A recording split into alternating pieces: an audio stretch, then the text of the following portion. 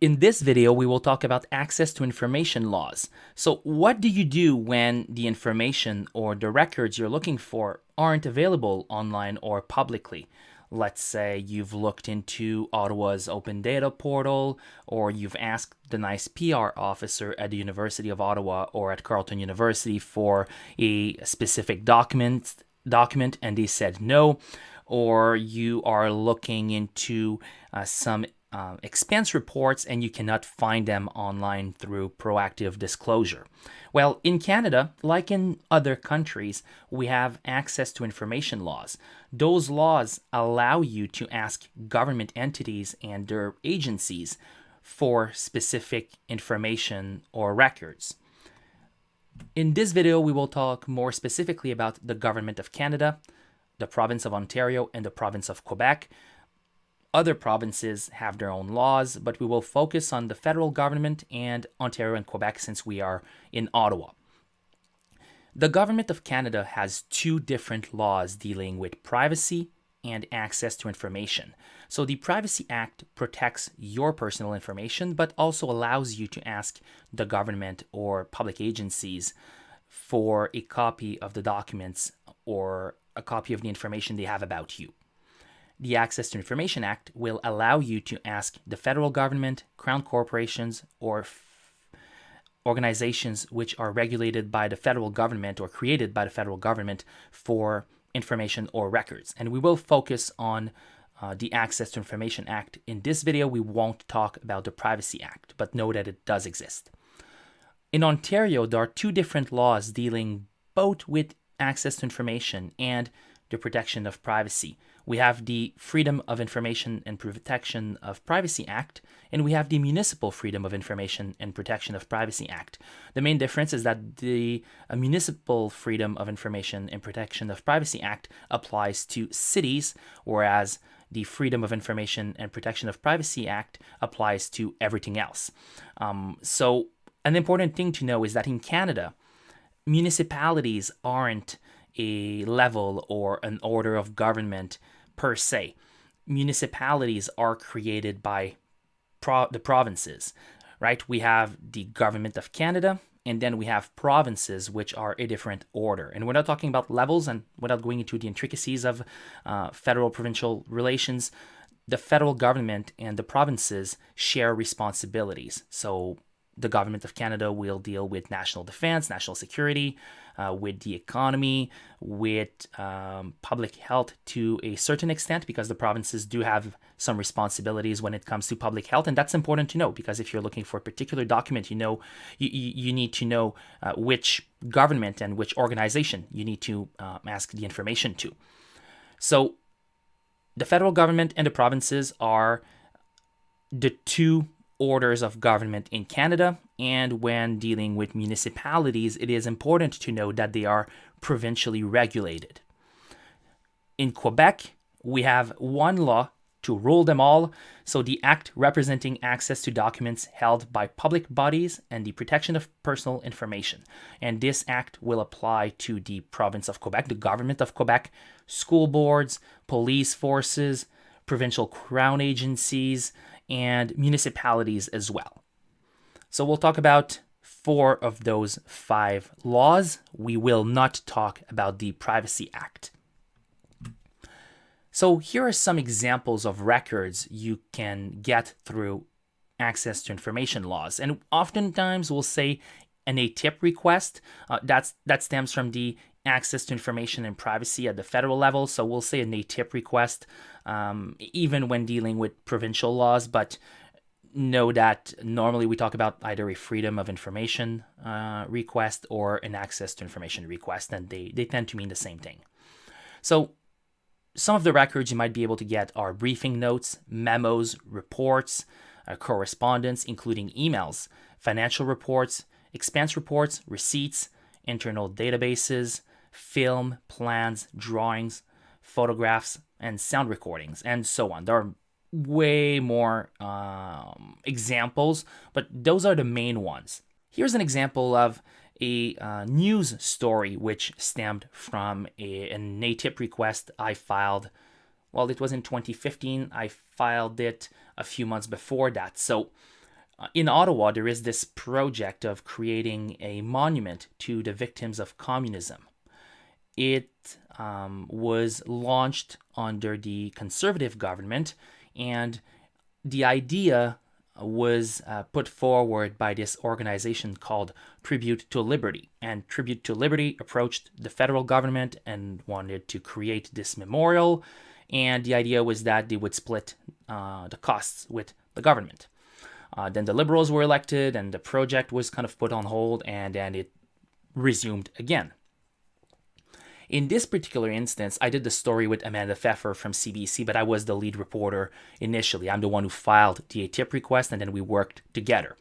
So my initial question was, or my initial line of questioning was, okay, what exactly is the deal between Tribute to Liberty and Canadian Heritage?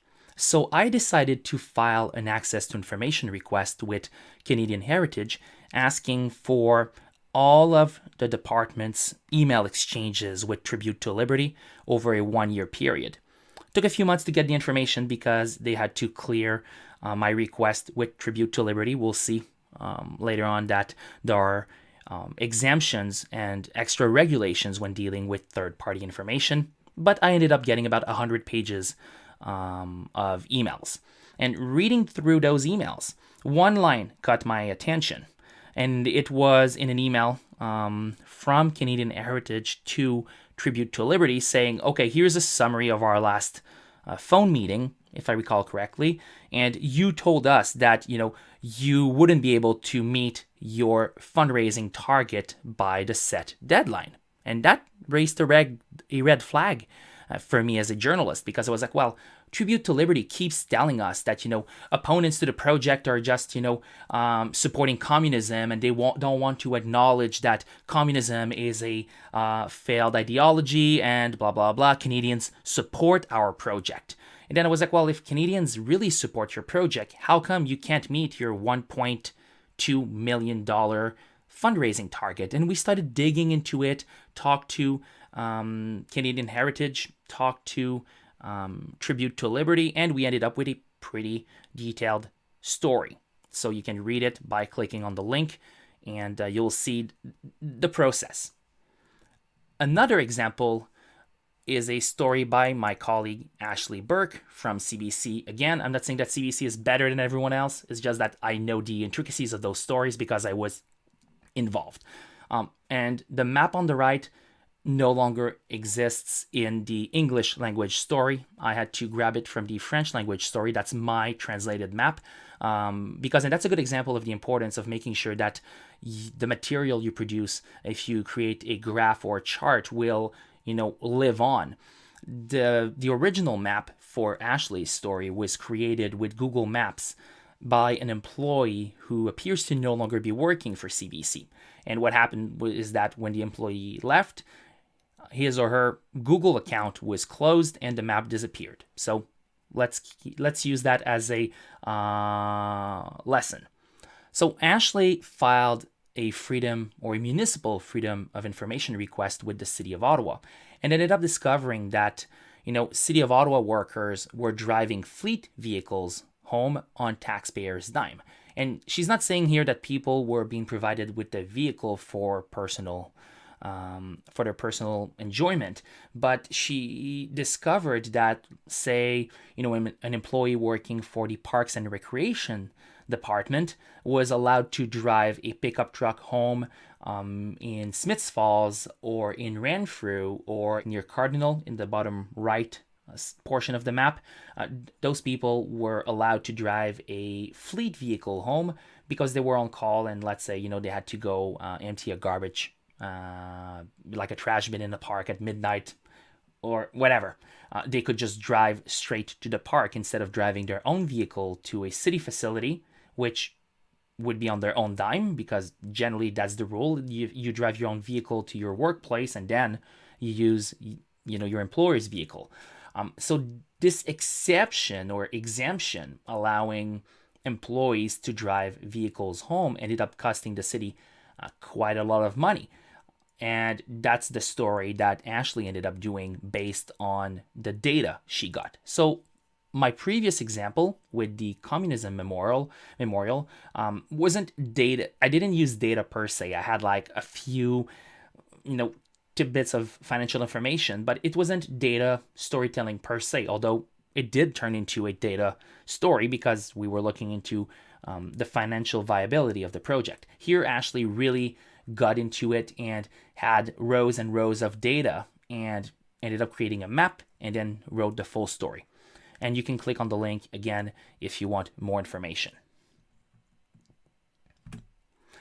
So here's my summary of an access to information or freedom of information process. It's not a magical or universal recipe. That's kind of my approach. So first, you need to identify the information and or documents you want to obtain.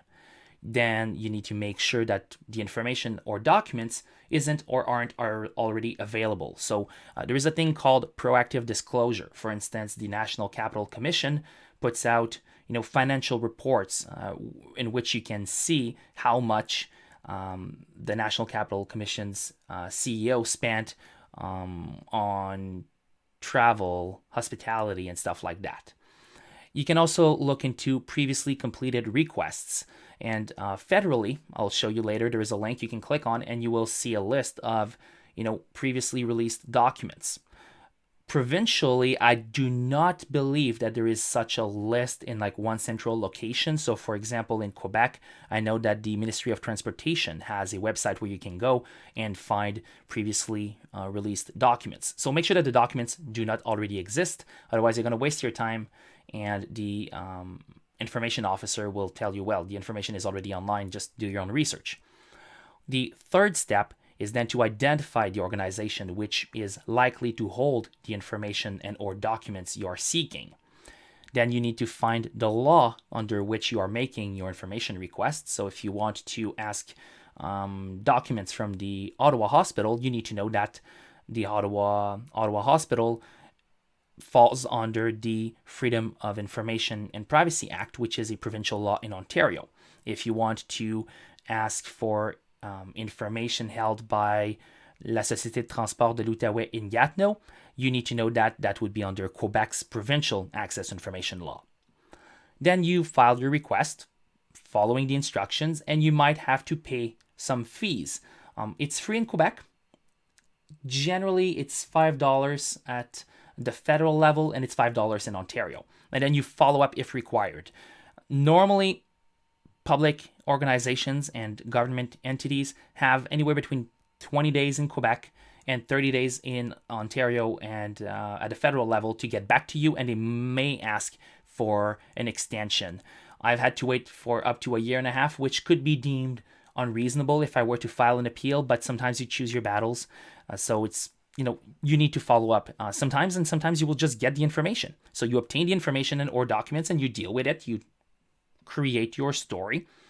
But you might have to file an appeal. If you do not get the documents you are asking for, the entity you ask the documents or records to has to provide you with a justification. And they will say, oh, that's, exempted because it's a national security matter, or, it's a confidential contract. And you can file an appeal, which I've done before. And I wrote, well, it doesn't, really make sense what you're telling me, and they ended up giving me the documents that was with a school board in Quebec.